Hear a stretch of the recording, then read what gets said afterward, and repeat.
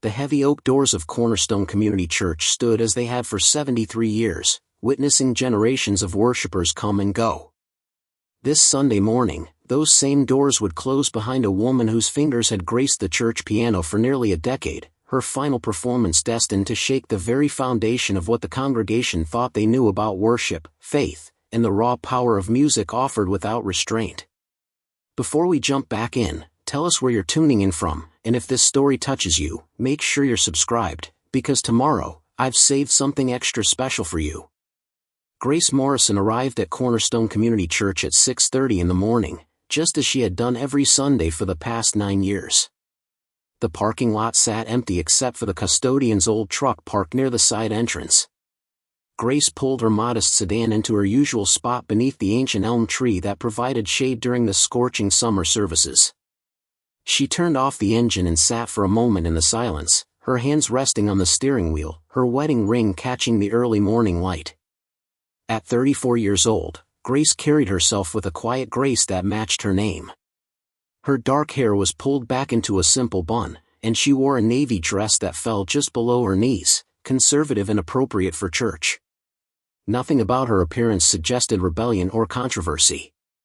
She looked exactly like what she was, a devoted church pianist who took her role seriously and showed up early every Sunday to prepare. Grace gathered her worn leather music bag from the passenger seat and stepped out into the cool morning air. September had arrived with a gentleness that made the brutal August heat feel like a distant memory. She walked toward the church entrance, her low heels clicking softly on the pavement. The custodian, Mr. Wilson, unlocked the door for her with his usual kind smile. "Good morning, Miss Grace. Running through the music early as always?" Grace returned his smile. "You know me, Mr. Wilson. I like to make sure everything is perfect before everyone arrives." Mr. Wilson held the door open for her. "Well, the sanctuary is all yours. I just finished setting up the chairs for the children's area." Grace thanked him and made her way down the familiar hallway. The walls were decorated with photographs of church events spanning decades, baptisms, mission trips, vacation Bible schools, and countless Sunday gatherings. Grace's own face appeared in many of the recent photos, always seated at the piano, always smiling politely, always in the background while pastors and worship leaders took center stage. The sanctuary was quiet and still when Grace entered. Morning light filtered through the stained glass windows, casting colored patterns across the wooden pews. The church could hold about 300 people, though attendance had been declining steadily over the past few years. Most Sundays saw maybe 150 congregants, many of them elderly members who had attended Cornerstone for most of their lives. Grace walked down the center aisle toward the raised platform where the piano sat. It was an upright Yamaha, not a grand piano, but it had a warm tone that Grace had learned to love over the years. She set her music bag on the bench and began her usual routine of checking the instrument. She tested a few keys, listening for any that might have gone out of tune during the week. Everything sounded fine. She pulled out her folder of music for the morning service. Pastor Richard Blackwell had chosen the hymns for today, as he did every week. Grace looked at the list. "Holy, holy, holy, amazing grace, it is well with my soul, and just as I am for the altar call." All traditional hymns, all played exactly as they appeared in the hymnal. No variations, no personal interpretation, no improvisation. Grace had suggested once, about 2 years ago, that she might add some transitional passages between hymns, little musical bridges that would help the flow of worship. Pastor Blackwell had firmly declined the suggestion. He had explained that Cornerstone was a traditional church, and their congregants appreciated consistency and familiarity. The hymns should be played exactly as written, he had said, so that everyone could follow along without confusion. Grace had accepted his decision without argument. She was not confrontational by nature, and she respected Pastor Blackwell's position as the spiritual leader of the church. But sometimes, when she was alone in the sanctuary like this, she allowed herself to play differently. Her fingers would find chord progressions that the hymnal writers had never imagined. She would add runs and flourishes that made the old songs feel new and alive. This morning, Grace sat at the piano and let her fingers drift across the keys. She was not playing any particular song, just exploring sounds and melodies that came from somewhere deep inside her. The music started softly, almost tentatively, but gradually grew stronger. Her left hand found a steady rhythm while her right hand sang out with a melody that seemed to carry all the joy and sorrow she kept carefully hidden during the regular services. Grace closed her eyes and let the music take her wherever it wanted to go. She was not thinking about Pastor Blackwell's rules or the congregation's expectations. She was simply allowing herself to be fully present with the instrument, to have a conversation with God through the language she understood best. The music swelled and filled the empty sanctuary. Grace's playing became more passionate, more urgent. Her whole body moved with the rhythm as her fingers danced across the keys. She was lost in the moment, unaware that she was no longer alone. Pastor Richard Blackwell stood in the doorway of the sanctuary, his face set in a tight expression of disapproval. He had arrived early to review his sermon notes in his office when he heard the music. At first, he thought perhaps the radio had been left on, but as he moved closer, he realized the sounds were coming from the sanctuary itself. He had walked to the doorway to investigate and found Grace at the piano, playing in a manner he found deeply troubling. Pastor Blackwell was 62 years old, a man who had served Cornerstone Community Church for 35 years. He was tall and thin, with silver hair and steel-rimmed glasses that gave him a stern appearance. He believed strongly in order, tradition, and maintaining the dignity of worship. In his view, church was not a place for emotional displays or individual expression. It was a place for reverence, for following established patterns, for keeping things as they had always been. He cleared his throat loudly.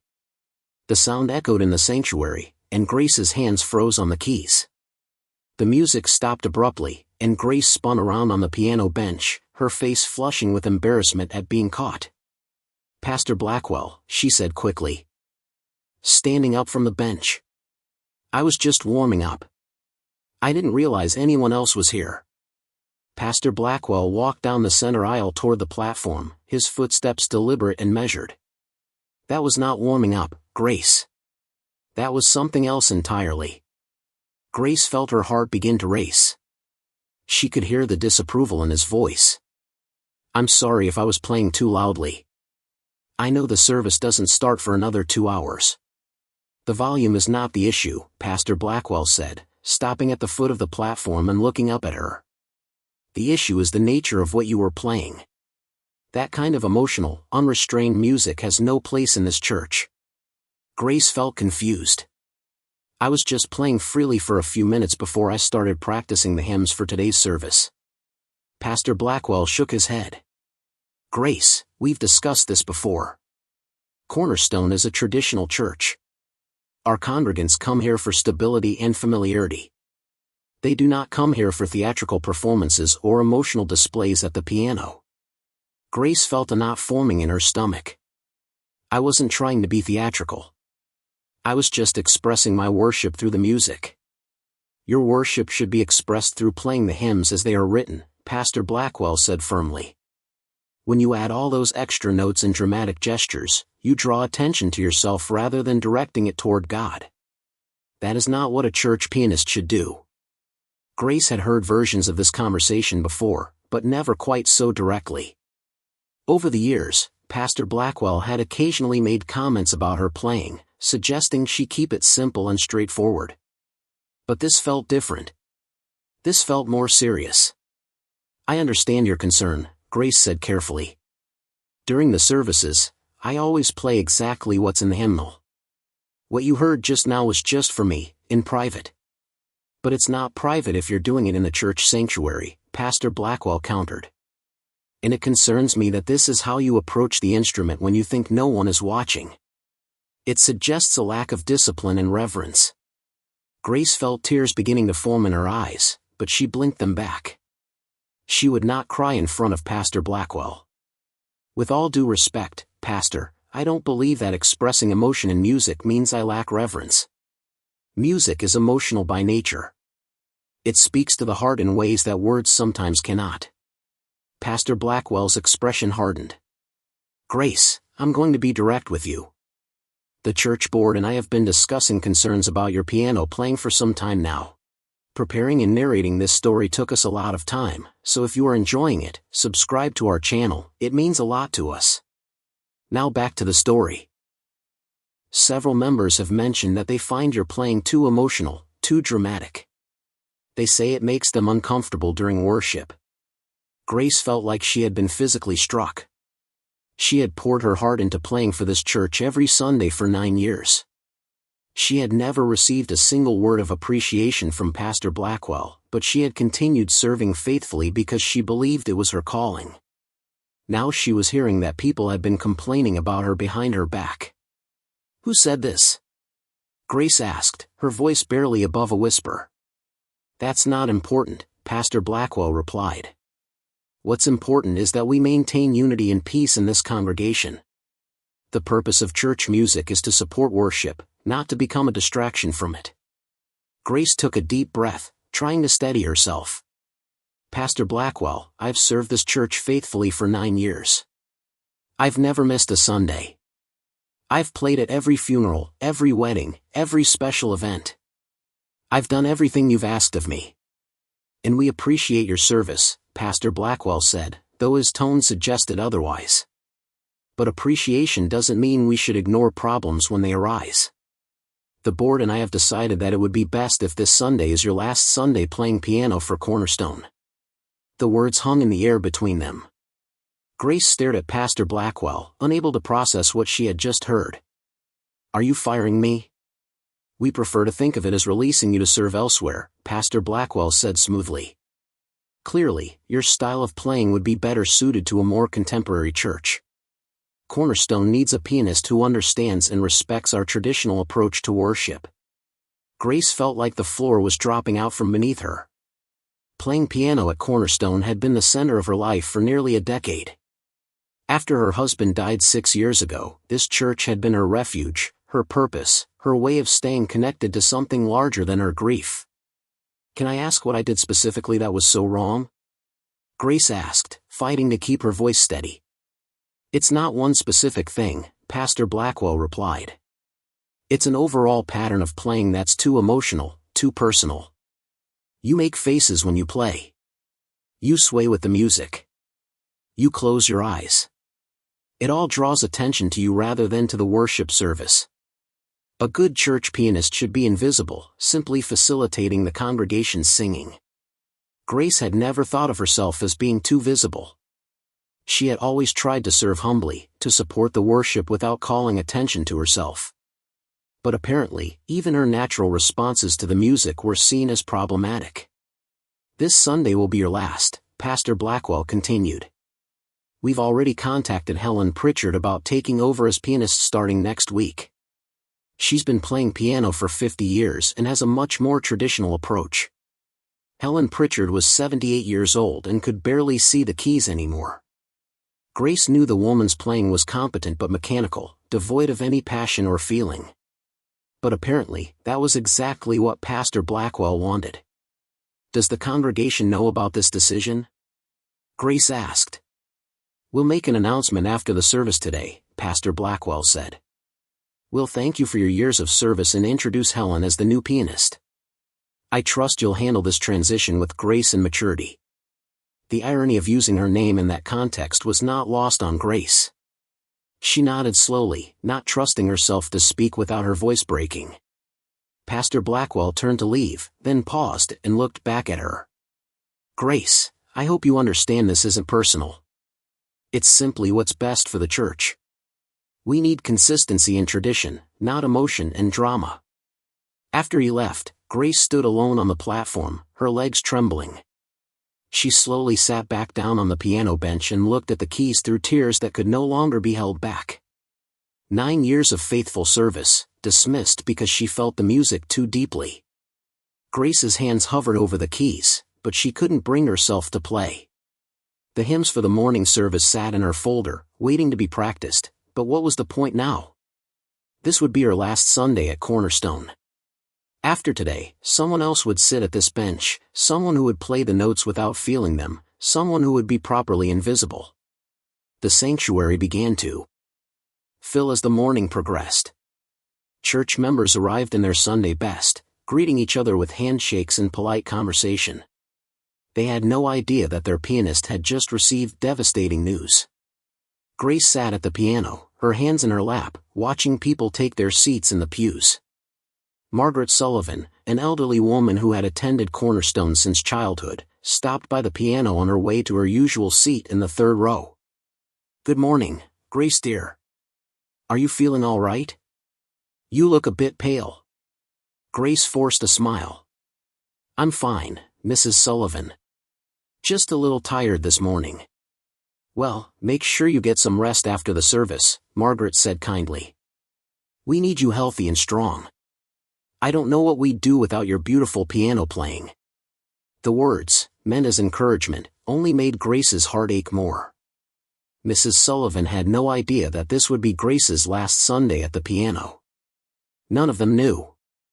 They would find out after the service when Pastor Blackwell made his announcement. The time for the service to begin drew closer. Pastor Blackwell took his place in the front row, opening his Bible to review his sermon notes. The worship leader, a young man named Cliff Henderson, stepped onto the platform and adjusted the microphone. He smiled at Grace and nodded, his signal that they were ready to begin.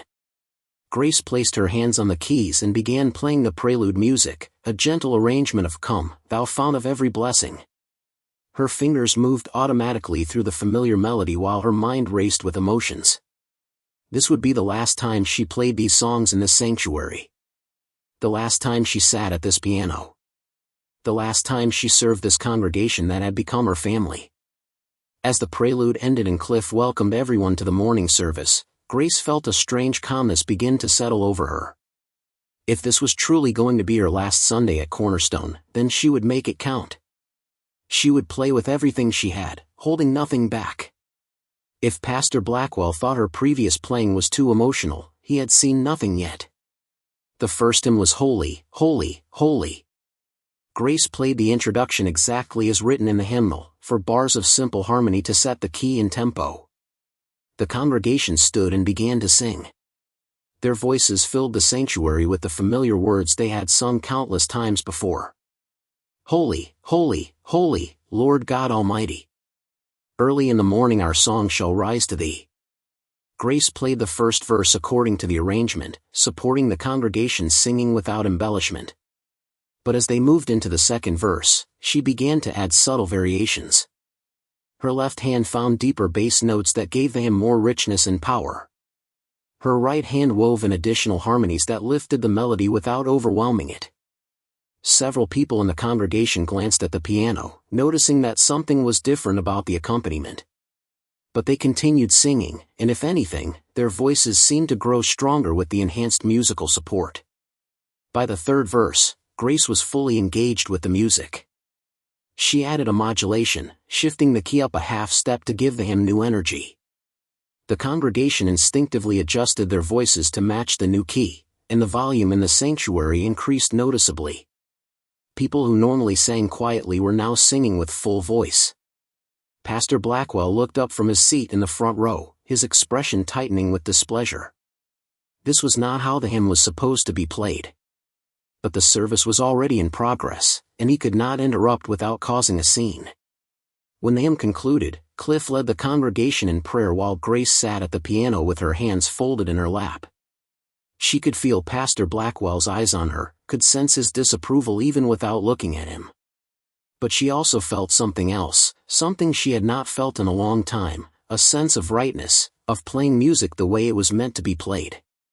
The service continued with announcements and the offering collection. Grace played softly during the offering, a gentle instrumental arrangement that filled the space without demanding attention.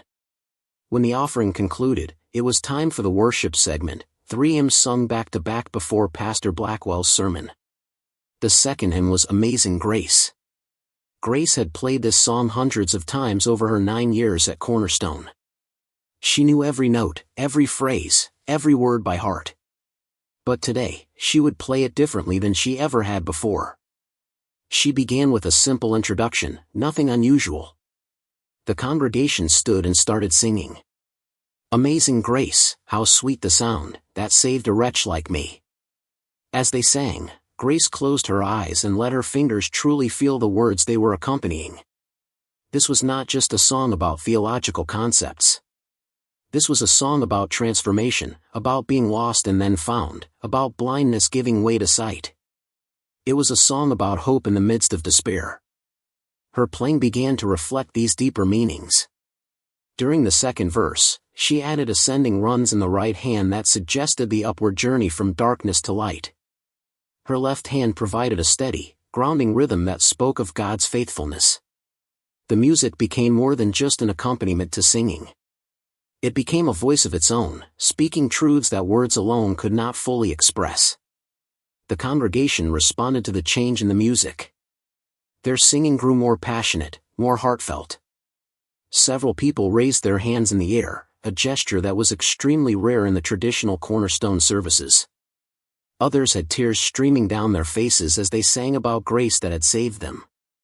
Grace felt the presence of God in the sanctuary in a way she had not felt in years. The music was no longer just notes on a page.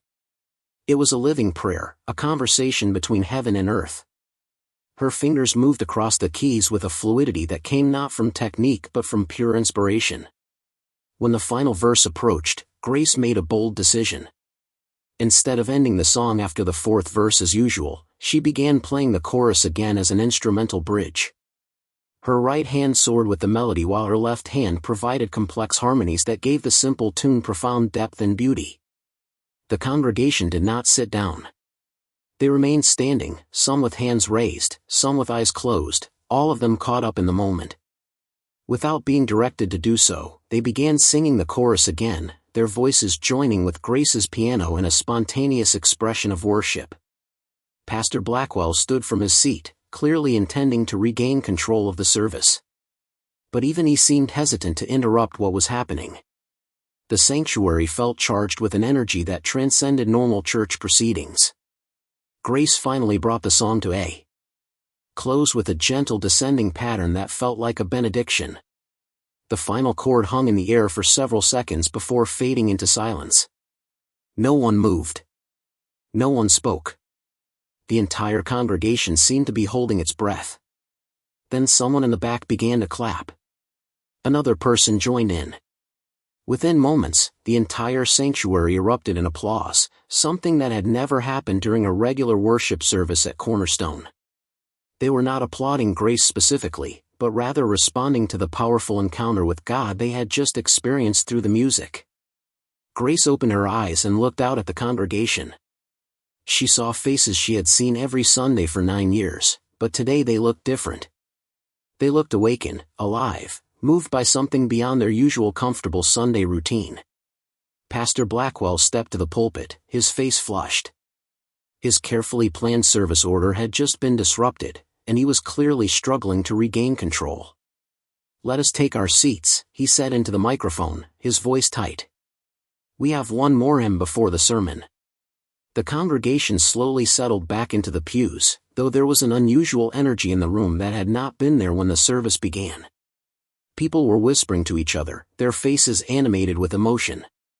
Grace looked down at her music folder. The third hymn was "It Is Well With My Soul," a song about finding peace in the midst of tragedy. It was a song Grace knew intimately, having clung to its words during the darkest days after her husband's death. She placed her hands on the keys and began the introduction. But this time, she did not play the standard hymnal arrangement. Instead, she played from a place of deep personal experience, letting the music carry all the grief and eventual peace she had walked through in her own life. The congregation stood and began to sing, but many voices faltered as they were overcome with emotion. The piano was telling a story that resonated with their own struggles, their own losses, their own desperate searches for peace in troubled times. "When sorrows like sea billows roll, whatever my lot, thou hast taught me to say, it is well with my soul." Grace's playing became more intense during the chorus. Her whole body moved with the music as her fingers found chords that seemed to contain both anguish and triumph simultaneously. This was not the playing of someone who was simply reading notes from a page. This was the playing of someone who had lived the words she was accompanying. Several people in the congregation sat back down in their pews, too overcome with emotion to continue standing. Others wept openly as they sang. This was not the orderly, controlled worship service that Pastor Blackwell had planned. This was something raw and real and powerful. Grace continued playing, pouring 9 years of faithful service, 6 years of widowhood, and 3 decades of loving music into every note. She was not trying to draw attention to herself. She was trying to create space for people to encounter God in an authentic way, without pretense or performance. As the final verse concluded, Grace did not end the song immediately. Instead, she played an extended outro that seemed to wrap around the congregation like a comforting embrace. The music spoke of peace that surpasses understanding, of a God who stays close even in the darkest valleys. When the last note finally faded, the silence in the sanctuary was profound. Grace lifted her hands from the keys and folded them in her lap. She had played her heart out, and now she had nothing left to give. Pastor Blackwell stood at the pulpit, his prepared sermon notes seeming suddenly inadequate for the moment. He looked out at his congregation and saw faces he barely recognized. These were the same people who came every Sunday, who sat in the same pews, who sang the same hymns.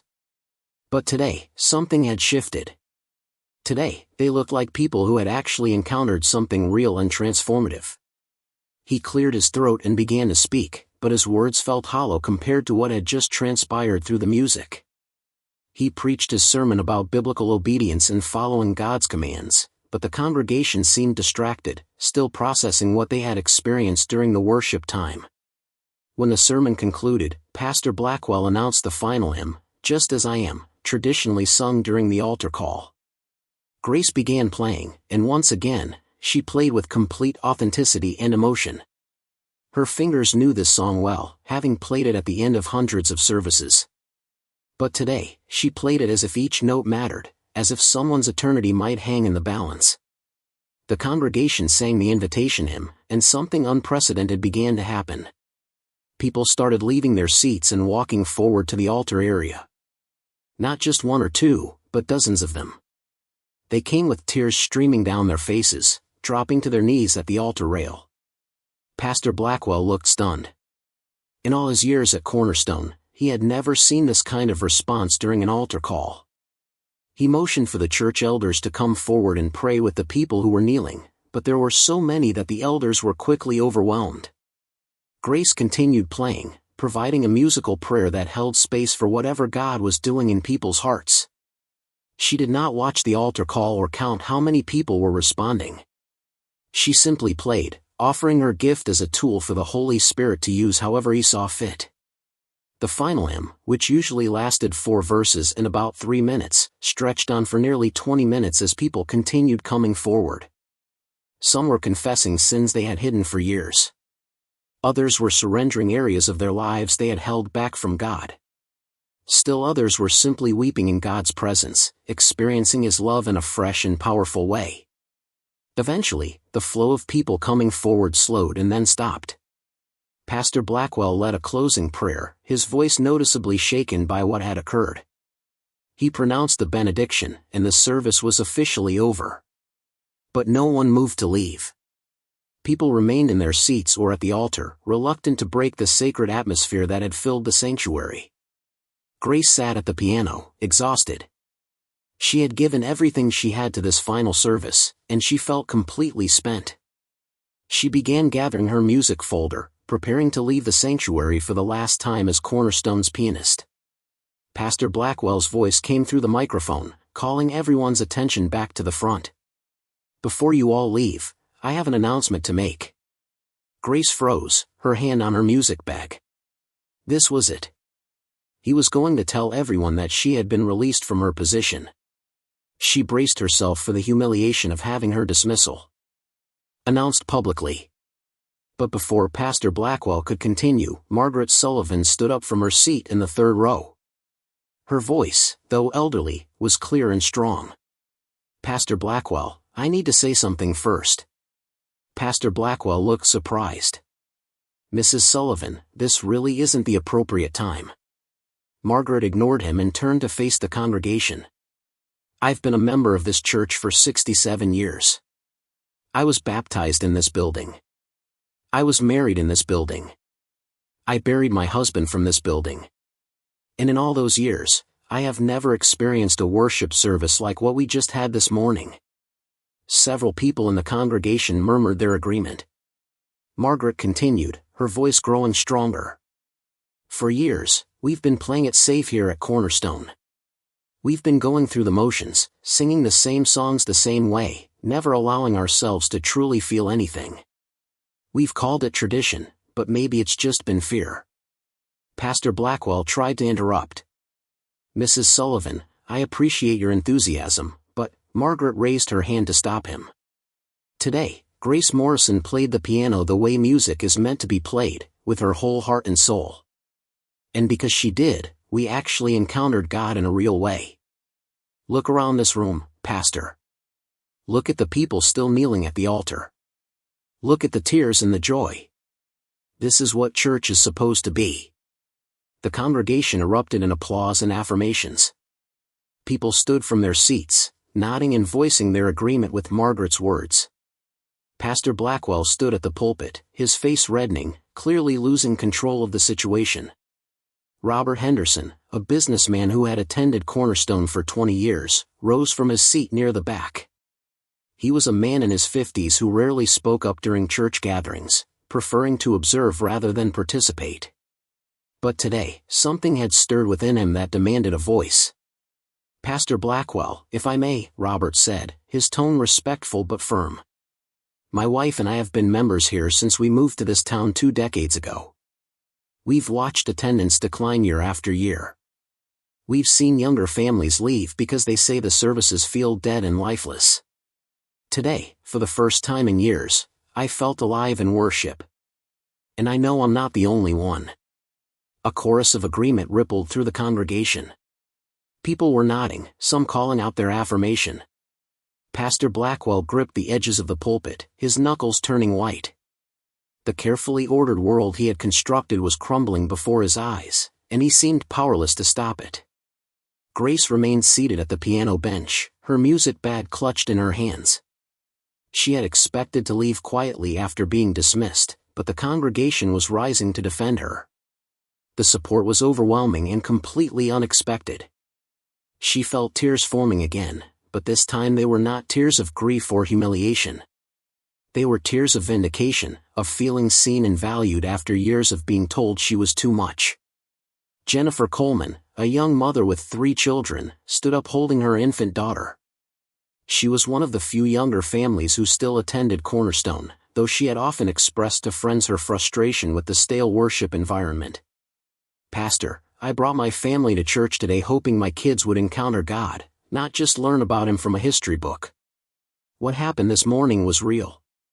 My 7-year-old son asked me during the last song why everyone was crying. I told him it was because God's presence was so powerful that people couldn't help but respond. That's what I want my children to experience in church." Pastor Blackwell's face had gone from red to pale. He looked out at the sea of faces, many of them people he had known for decades, and saw something he had not anticipated. They were not angry with him, but they were hungry for something he had been withholding from them. They were tired of empty rituals and were desperate for authentic encounters with the divine. Thomas Wu, one of the church elders, stood slowly from his seat in the second row. Thomas was 71 years old and had served on the church board for over 30 years. He was known as a voice of reason and wisdom, and when he spoke, people listened. "Pastor Blackwell, might I suggest we table this announcement you were planning to make? Perhaps we need to have a more thorough discussion about what happened here today before we make any hasty decisions." Pastor Blackwell opened his mouth to respond, but no words came out. He was trapped between his convictions about proper worship and the undeniable evidence that God had moved powerfully through the very thing he had been trying to suppress. He nodded stiffly and stepped back from the pulpit. The congregation began to disperse slowly, but not in the usual manner. Instead of heading straight for their cars, people lingered in small groups, talking animatedly about what they had experienced. Some approached Grace at the piano, thanking her with tears in their eyes for her beautiful playing. Others gathered around the altar area, continuing to pray and worship quietly. Grace was surrounded by people wanting to express their gratitude. Margaret Sullivan squeezed her hand tightly, her aged eyes bright with emotion.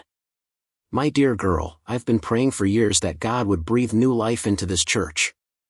Today, He used you to answer that prayer. Don't you dare let anyone make you feel ashamed for what happened here." A teenage girl named Emma Price, who rarely showed much interest during services, approached Grace hesitantly. "Miss Grace, I just wanted to say thank you. I've been coming to this church my whole life because my parents make me, but I've never really felt anything here. Today was different. When you were playing, I felt like God was actually real, not just some concept we talk about." Grace knelt down to Emma's eye level, though the girl was actually taller than her. "Emma, God is absolutely real, and He loves you more than you can possibly imagine. I'm so glad you felt His presence today." The girl hugged Grace impulsively, then hurried away, embarrassed by her own display of emotion. Grace watched her go, feeling a deep satisfaction that went beyond any personal vindication.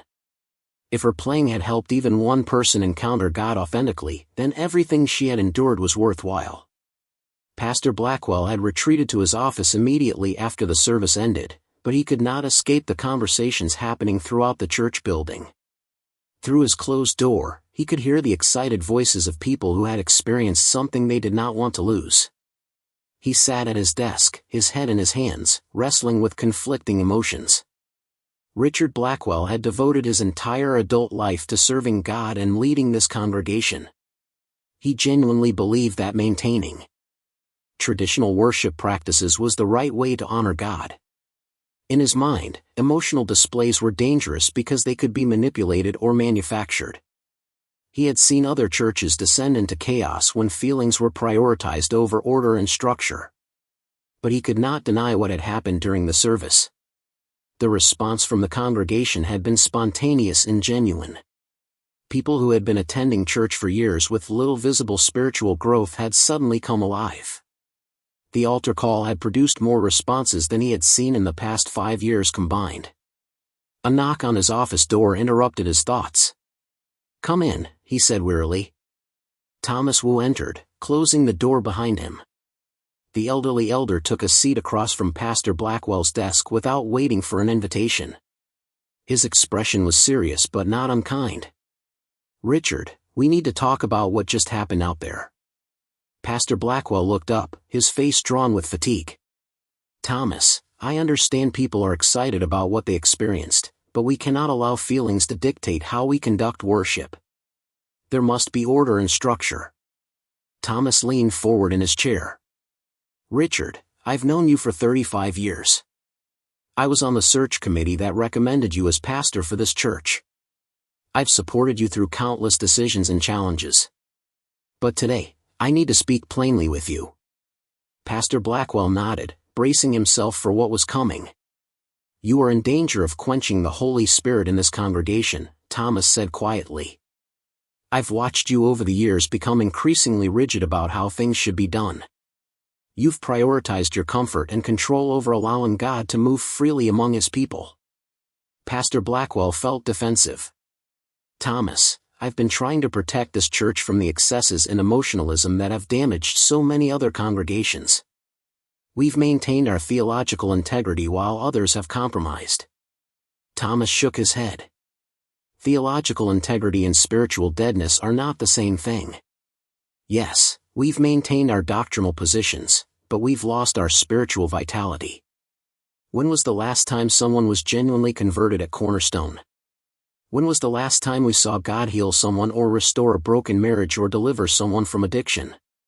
We've become so focused on being correct that we've forgotten to be alive." The words stung because they contained truth that Pastor Blackwell had been avoiding. The church had indeed been declining, not just in numbers but in spiritual power. He had attributed this to the general secularization of society, but perhaps the problem was closer to home.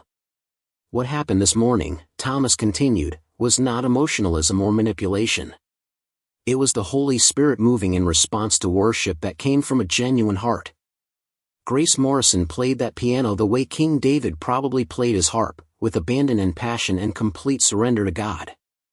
And people responded because they were encountering God Himself, not just hearing about Him. Pastor Blackwell was silent for a long moment. Finally, he spoke, his voice barely above a whisper. "I told Grace this morning that today would be her last Sunday as our pianist. The board and I had decided she was too emotional in her playing." Thomas's expression hardened. "The board made no such decision. You may have discussed your concerns with a couple of board members who agreed with you, but there was never an official board vote on this matter. And after what happened today, I can assure you that the board will not support dismissing Grace." Pastor Blackwell looked shocked. "But several people complained about her playing being too dramatic." "Richard," Thomas said patiently, "a small handful of people complained. The same people who complain about everything. Meanwhile, the vast majority of the congregation has been silently enduring worship services that leave them spiritually empty. Today, they found their voice, and they're telling you they're hungry for more of what they experienced this morning." Pastor Blackwell felt his carefully constructed arguments falling apart. But if we allow this kind of emotional expression in worship, where does it end? How do we maintain order and reverence? Thomas smiled gently. "Richard, God is not afraid of our emotions. He created us as emotional beings. The Psalms are full of raw emotion, joy and sorrow, anger and celebration, despair and hope. When we try to strip all feeling from our worship, we create something sterile and lifeless that bears little resemblance to what we see in Scripture." The two men sat in silence for several minutes, each processing the weight of the conversation. Finally, Pastor Blackwell spoke. "So what do you suggest I do?" Thomas stood to leave. "I suggest you pray and ask God to show you if you've been wrong about this. And then I suggest you apologize to Grace Morrison and ask her to continue serving as our pianist. What happened today was a gift, Richard. Don't throw it away because it doesn't fit into your comfortable categories." After Thomas left, Pastor Blackwell remained in his office for another hour, genuinely wrestling with everything that had been said. He had always prided himself on being a man of principle, someone who stood firm on conviction regardless of popular opinion. But what if his convictions had been misguided? What if he had been standing firm on tradition rather than truth? Meanwhile, Grace had finally managed to leave the sanctuary and make her way to her car. She was emotionally and physically exhausted, but there was also a sense of peace she had not felt in a long time. She had played with complete honesty today, holding nothing back, and the response had been far beyond anything she could have imagined. As she drove home, Grace reflected on the journey that had brought her to this point. She thought about her childhood, growing up in a musical family where emotions were expressed freely through song and instruments. Her parents had encouraged her to play piano with passion and feeling, telling her that music was one of God's greatest gifts to humanity. She had met her husband, Daniel, at a church music workshop when she was 22. He had been a worship leader with a guitar and a voice that could make hardened hearts melt. They had married after a year of courtship, and their home had been filled with music and laughter. Daniel had always encouraged Grace to play freely, to let the music flow from her heart without constraint. When Daniel died suddenly of a brain aneurysm at age 32, Grace's world had shattered. The music that had always been her joy became a source of pain because everything reminded her of him. She had not played piano for nearly 6 months after his death, unable to touch the keys without breaking down in tears. Cornerstone Community Church had been Daniel's childhood church, and after his death, Grace had started attending there, seeking connection to his memory. When the previous pianist retired, Grace had reluctantly agreed to fill the position, seeing it as a way to honor Daniel's love for worship music. But over the years, she had allowed herself to be molded into something she was not. Pastor Blackwell's constant emphasis on restraint and control had slowly dimmed the fire that once burned brightly in her musical expression. She had convinced herself that this muted version of her playing was more spiritual, more appropriate for church. Today, facing the reality of being dismissed anyway, Grace had decided to play one final time as her true self. And in doing so, she had rediscovered something precious that she had lost, the joy of offering her authentic gift to God without apology or restraint. Grace pulled into the driveway of her small rental house and sat in the car for a moment before going inside. Her phone buzzed with a text message. Then another. And another. She looked at the screen and saw messages from multiple people at church, all expressing gratitude for the morning's worship and asking her not to leave. One message was from Jennifer Coleman, the young mother with 3 children. "Grace, please don't let Pastor Blackwell push you out. My family needs what you brought to worship today. So many families need it. We've been praying for revival at Cornerstone for years, and I believe today was the beginning of an answer to those prayers." Another message came from Robert Henderson. "Grace, several of us are planning to meet with the church board this week to discuss what happened today. We want to make sure you know how valued you are and how much we need you to continue serving as our pianist." Grace read through the messages, overwhelmed by the outpouring of support. She had served faithfully for 9 years, often feeling invisible and unappreciated. Now, in the moment when she was being pushed out, the congregation was rallying to defend her. It was humbling and encouraging in equal measure. That evening, Grace sat at the old upright piano in her living room, the same piano she and Daniel had bought together when they first got married. She had barely touched it in recent years, using it only occasionally to practice hymns for church. Tonight, she sat down and began to play, not church music, but the songs she had loved before grief and religious constraints had silenced her voice. Her fingers found the melodies of jazz standards and classical pieces that required technical skill and emotional depth. She played Gershwin and Debussy, Ellington and Chopin. She played music that made her laugh and music that made her cry. She played for hours, rediscovering the joy that had first drawn her to the piano as a child. As she played, Grace felt Daniel's presence in a way she had not felt since his death. Not in a supernatural sense, but in the memory of all the times they had made music together, all the times he had sat beside her and harmonized while she played, all the times he had told her that her gift was too beautiful to hide. "I'm done hiding, Daniel," Grace whispered to the empty room. "Today I played the way you always encouraged me to play. And it was terrifying and wonderful and right." The next morning, Grace woke to find her phone flooded with messages and missed calls. Apparently, word about Sunday's service had spread beyond the congregation. People from other churches in the area had heard about what happened and were curious. Some were skeptical, dismissing it as emotional manipulation. Others were intrigued, wondering if something genuinely significant had occurred at the traditional, staid Cornerstone Community Church. Grace ignored most of the messages and focused on getting ready for work. She had a part-time job as a piano teacher at a local music store, giving lessons to children and adults who wanted to learn the instrument. It was not glamorous work, but it supplemented the small stipend she received from the church and helped pay her bills. At the music store, her students seemed more energetic than usual. Several of them had heard about Sunday's service through parents who attended Cornerstone or knew people who did. Emma Price, the teenage girl who had hugged Grace after the service, came in for her regular Monday afternoon lesson. "Miss Grace," Emma said excitedly as she sat down at the piano in the teaching room, "everyone at school is talking about what happened at church yesterday. Some kids are saying it was crazy emotional and weird, but others are saying they wish their churches were like that." Grace smiled as she pulled out Emma's lesson book. "What do you think, Emma? You were there." Emma thought for a moment, her fingers absently playing scales on the piano. "I think it was the first time church didn't feel fake to me. Does that make sense? Like, usually everyone is pretending to be perfect and holy, but yesterday people were just real. They were crying and praying and actually feeling things instead of just going through the motions." Grace nodded. "That's exactly what worship should be, Emma. It should be real and honest, not a performance or a ritual we do without engaging our hearts." "Are you really not going to play piano at church anymore?" Emma asked, her expression worried. "Because if you're not, I don't think I want to keep going. I know that sounds bad, but I'd rather not go to church at all than go back to how it was before." The comment struck Grace deeply. She had not fully considered how her departure might affect people like Emma, young believers who were already on the edge of walking away from faith because church felt irrelevant and lifeless. "I don't know what's going to happen, Emma," Grace said honestly.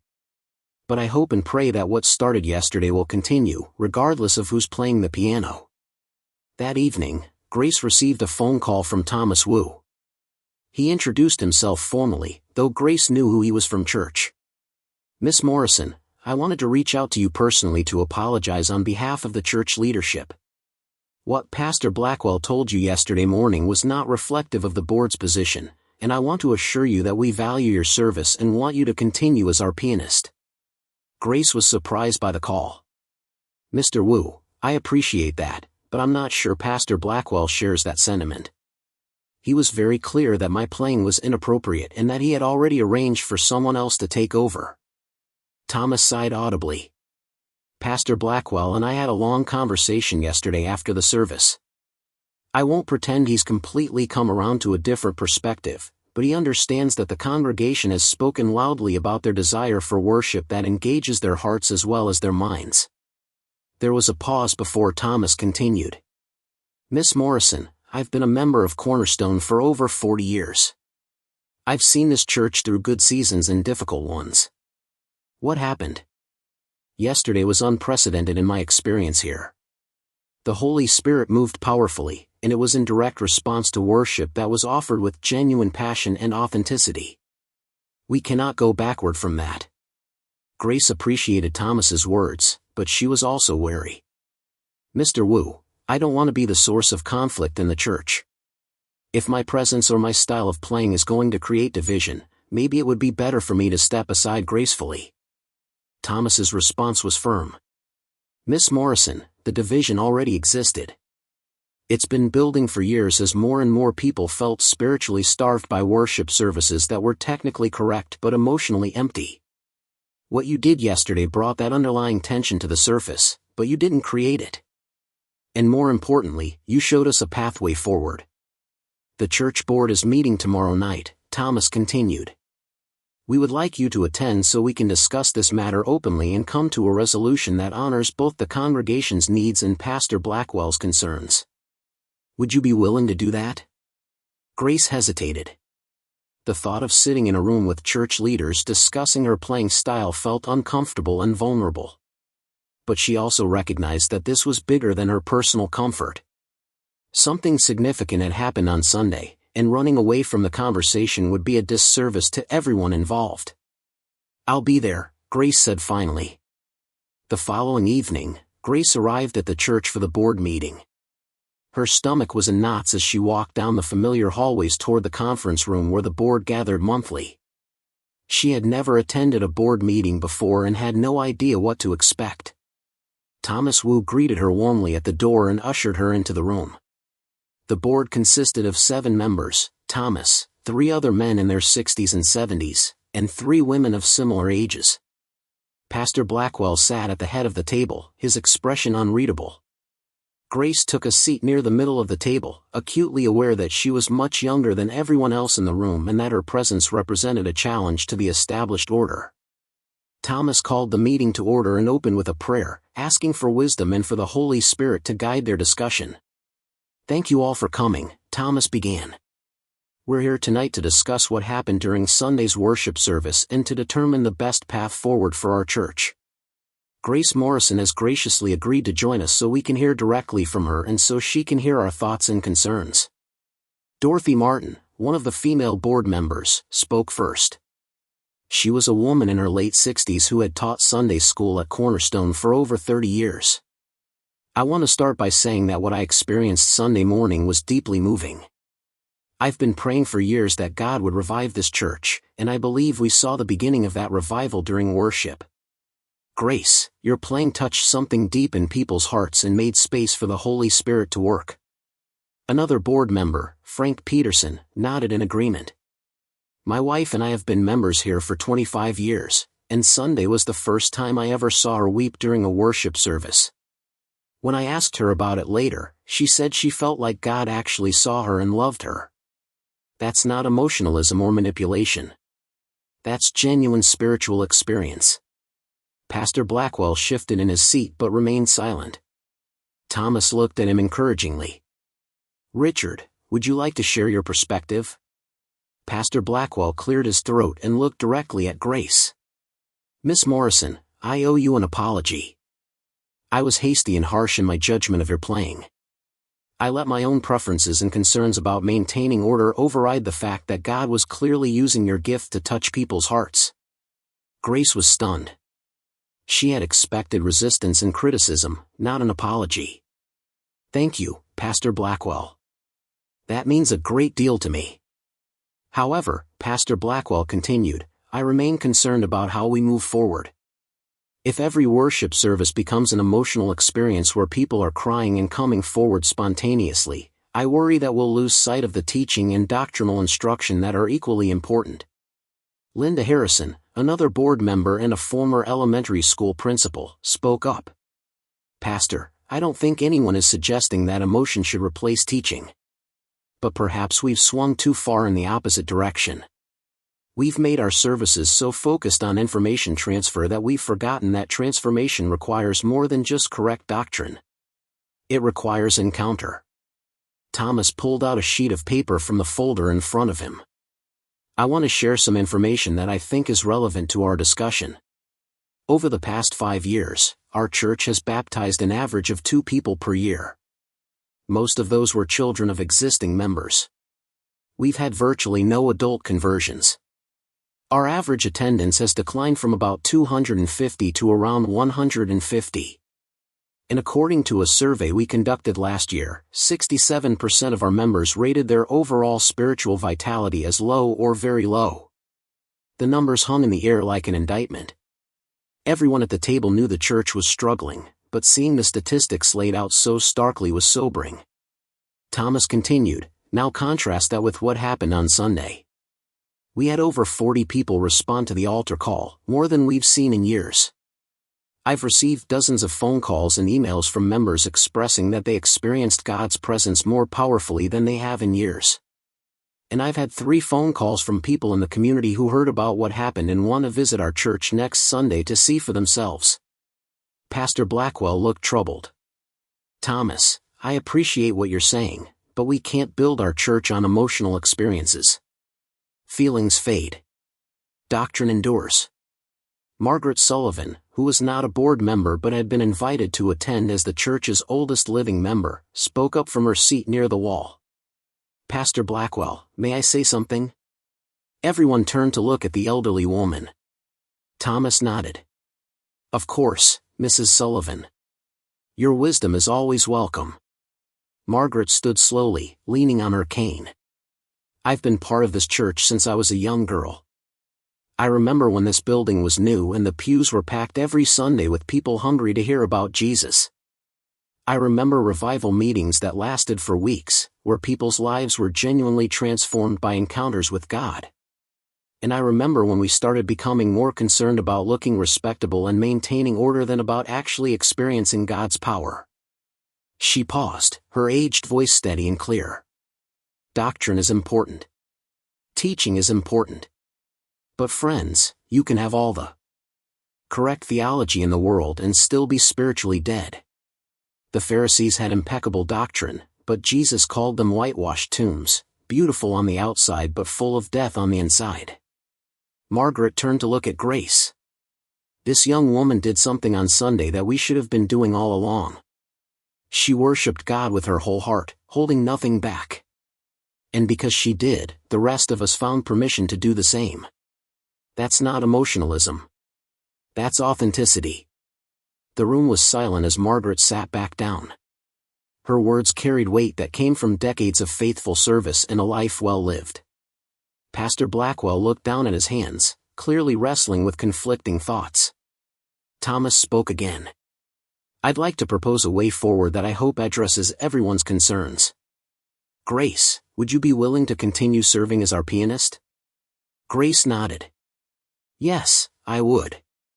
"And would you be willing to meet regularly with Pastor Blackwell to discuss the flow of worship services and to find a balance between spontaneity and structure?" Grace glanced at Pastor Blackwell, who looked uncomfortable but not hostile. "Yes, I can do that." Thomas looked at Pastor Blackwell. "Richard, would you be willing to give this approach a try? To allow for more emotional expression in worship while maintaining the doctrinal teaching that's important to you?" Pastor Blackwell was quiet for a long moment. Finally, he nodded slowly. "I'm willing to try." But I want to be clear that we need to maintain some boundaries. We can't have worship services that go on indefinitely or that become chaotic. 3 months had passed since that transformative Sunday morning, and Cornerstone Community Church was barely recognizable. The parking lot that once held sparse clusters of vehicles now overflowed every Sunday, with late arrivals searching for spaces on nearby streets. The sanctuary that had echoed with the voices of 150 faithful now buzzed with nearly 400 people, a mixture of longtime members and newcomers drawn by stories of authentic worship and genuine spiritual encounters. Grace sat at the piano during Wednesday evening prayer service, watching as people filtered in after long workdays. These midweek gatherings had tripled in attendance, transforming from a handful of elderly prayer warriors into vibrant meetings where all ages came to seek God together. She no longer felt the need to suppress her gift or play in a manner that rendered her invisible. Instead, she had learned to channel her passion in ways that served the congregation while honoring the structure Pastor Blackwell needed to feel secure. The relationship between Grace and Pastor Blackwell had evolved into something neither could have predicted. Their weekly planning meetings, initially tense and awkward, had become genuine collaborations. Pastor Blackwell was learning to trust Grace's musical instincts, while Grace was discovering wisdom in creating space for both spontaneity and order within worship. They had found a rhythm that allowed for authentic expression without descending into chaos. Pastor Blackwell himself had undergone a transformation that surprised everyone who knew him. The rigid, controlling leader had softened considerably, displaying a vulnerability he had never shown before. 2 weeks after the pivotal board meeting, he had stood before the congregation and publicly apologized for years of prioritizing his comfort over their spiritual needs. Many had wept, including the pastor himself, as he asked forgiveness for quenching the Spirit's work in their midst. Sunday morning arrived with the familiar anticipation that now characterized every gathering at Cornerstone. Grace arrived early, as always, but now she found the sanctuary already filling with people who came to pray before the service began. Small groups gathered near the altar, interceding for family members, for the community, for the nation. The atmosphere crackled with expectancy. Emma Price, the teenager who had once attended church reluctantly, now led a youth worship team that met Friday nights. She had discovered her own gift for singing and had brought a dozen friends from school who had never attended church before. This morning, Emma stopped by the piano to greet Grace with a bright smile that revealed how much she had blossomed spiritually. "Miss Grace, we had 18 kids at youth worship last night." 18. And 5 of them prayed to accept Christ. Can you believe it? Grace embraced the young woman warmly. "Emma, that's incredible. God is doing something powerful through you." "Only because you showed me what real worship looks like," Emma replied. "You gave me permission to be authentic with God instead of pretending to be someone I'm not." As the service began, Grace settled into the familiar role that no longer felt confining. She played the opening hymn with the same passion that had sparked controversy months earlier, but now the congregation expected and welcomed it. Their voices rose in unison, powerful and free, no longer constrained by unspoken rules about appropriate emotional expression. Pastor Blackwell's sermon that morning focused on the transformative power of genuine worship. He referenced King David dancing before the Lord with abandon, unconcerned about dignity or appearances. He spoke about the woman who broke an alabaster jar of expensive perfume to anoint Jesus, offering her most precious possession without reservation. His message wove together sound doctrine with heartfelt application, demonstrating that truth and passion were not opposing forces but complementary aspects of vibrant faith. During the final worship segment, something extraordinary happened. As Grace played, an elderly man named Harold Mitchell made his way slowly to the front. Harold had attended Cornerstone sporadically for years but had never made a public profession of faith. He was known in the community as a successful businessman who kept his spiritual life private and separate from his public persona. Harold stood before the congregation with tears streaming down his weathered face. "For 40 years, he began, his voice shaking, "I've been coming to church and going through the motions. I've sung the hymns, listened to the sermons, and convinced myself that was enough. But 3 months ago, when I heard Grace play that piano with her whole heart, something broke open inside me. I realized I had never truly surrendered my life to Christ. I had kept him at arm's length, afraid of what full surrender might cost me. The sanctuary was utterly silent as Harold continued. Today, I'm done pretending. I want to know Jesus the way you all have found him through this new season of worship. I want to experience God's presence the way I've watched you experience it for the past 3 months. Pastor Blackwell came down from the platform and embraced Harold, praying with him as others gathered around to welcome him into authentic faith. Grace continued playing softly, providing a musical covering for this sacred moment. She watched through tears as the businessman who had built walls around his heart finally allowed them to crumble. After Harold's conversion, others came forward. A young couple struggling in their marriage asked for prayer. A middle-aged woman confessed years of hidden addiction and asked for help finding freedom. A college student home for the weekend recommitted his life to following Christ after drifting away at school. The altar area filled with people seeking God in tangible, transformative ways. The service extended well beyond its scheduled ending time, but no one seemed to notice or care. This had become normal at Cornerstone, services that followed the Spirit's leading rather than the clock's demands. People had learned to plan their Sunday afternoons accordingly, knowing that genuine encounters with God could not be rushed or scheduled. When the gathering finally concluded, Grace remained at the piano as people slowly departed.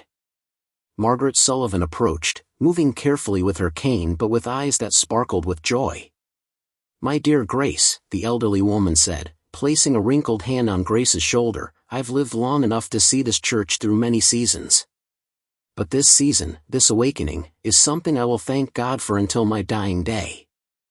You were willing to be authentic when it cost you everything, and look what God has done through your faithfulness." Grace hugged the woman who had become like a grandmother to her. "Mrs. Sullivan, I was just being myself. God did all the rest." "Sometimes being yourself is the most courageous thing you can do," Margaret replied. "Especially when everyone around you is insisting you should be someone different." As Grace drove home that afternoon, she reflected on the journey of the past 3 months. The church that had tried to silence her voice had become a place where all voices were welcomed and celebrated. The pastor who had dismissed her for being too emotional now encouraged authentic expression as a vital component of worship. The congregation that had been slowly dying had found new life through learning to engage their hearts alongside their minds. But the transformation extended beyond Cornerstone's walls.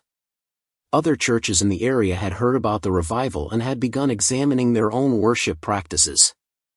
Several pastors had contacted Pastor Blackwell, asking how he had facilitated such dramatic change.